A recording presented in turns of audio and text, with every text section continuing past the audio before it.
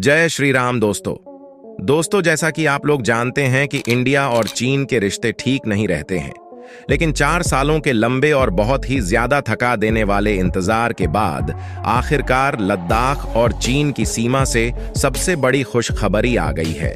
और यह खुशखबरी इसलिए है क्योंकि इस समय दुनिया भर में जो संकट पैदा हो रहा है ना, इसका भारत फायदा उठाना चाहता है।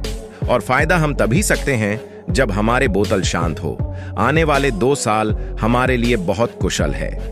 अगर हमने पश्चिमी देशों की कमजोरी और दुनिया भर में हो रहे युद्धों से हमने अपने सही पत्ते चलकर फायदा उठा ले गए, न तो आने वाली कई पीढ़ियां हमारी 2024, 25 और 26 साल को हमेशा हमेशा के लिए इंतजार रखेंगी। वह कैसे, वह आपको बाद में बताऊंगा। पहले खबर जान लीजिए। तो देखिए, जैसा कि आप स्क्रीन पर देख सकते हैं, चीन ने खुद अपने मुंह से यह बात कबूल कर ली है कि उसने गलवान घाटी समेत लद्दाख के 4 कुशल पॉइंट से अपनी सेना हटा ली है। और इतना ही नहीं, आगे यह भी बताया गया है कि जो इंगेजमेंट है वह लगभग पूरा होने वाला है। यानी कि 2020 से पहले जब गलवान घाटी की हिंसा हुई थी, उससे पहले चीन और भारत की सेना जहां जहां थी उन्हीं पोजीशन पर वापस लौट चुकी है। 1-2 मुद्दे रह गए हैं, उन्हें भी आने वाले हफ्तों में सुलझा लिया जाएगा। वहीं भारत की तरफ से भी यह स्टेटमेंट दे दी गई है कि जो इंगेजमेंट है चीन और भारत के बीच में वो 75% तक हो चुका है और सिर्फ 25% बचा है। आने वाले कुछ हफ्तों में दोनों देश मिलकर इसे भी सोल्व कर लेंगे।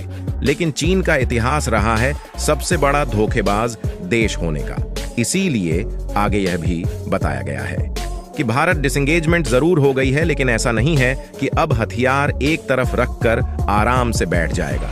दरअसल भारत अंतरिक्ष, आकाश और धरती तीनों जगह उसे आरण की बॉर्डर पर उतनी ही कड़ी निगरानी रखेगा जितने कि अब तक रखता आया है। और इसके लिए हम अंतरिक्ष में सैटेलाइट तैनात कर चुके हैं।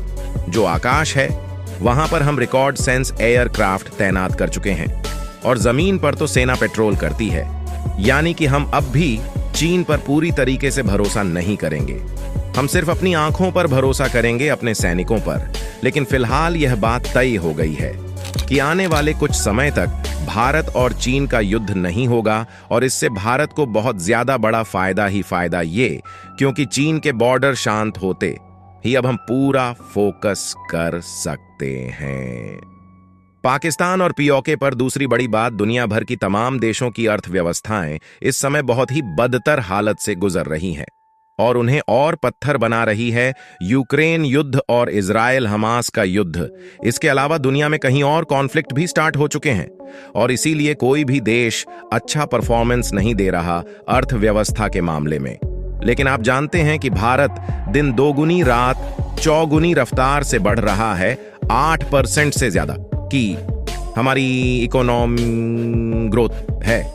अब हम ऐसे वक्त में जब दुनिया गिर रही है 8% की रफ्तार से बढ़ेंगे ना, तो इसका मतलब यह है कि हमारी रफ्तार दुगनी हो जाएगी। दुनिया गिर रही है, हम चढ़ रहे हैं। और इसीलिए यह भारत के पास अच्छा मौका है दुनिया के तमाम ताकतवर देशों को ओवरटेक करके इकोनॉमिक वाइज जबरदस्त तरीके से तरक्की करने का, कि दुनिया भर के निवेशक पैसा लेकर बैठे हैं।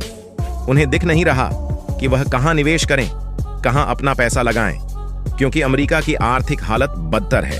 कर्ज माउंट एवरेस्ट बन चुका है। यूरोप इस समय यूक्रेन युद्ध में उलझा हुआ है। चीन की बात करें तो आधुनिक परेशानी इतनी ज्यादा है कि वह उससे ही नहीं निकल पा रहा।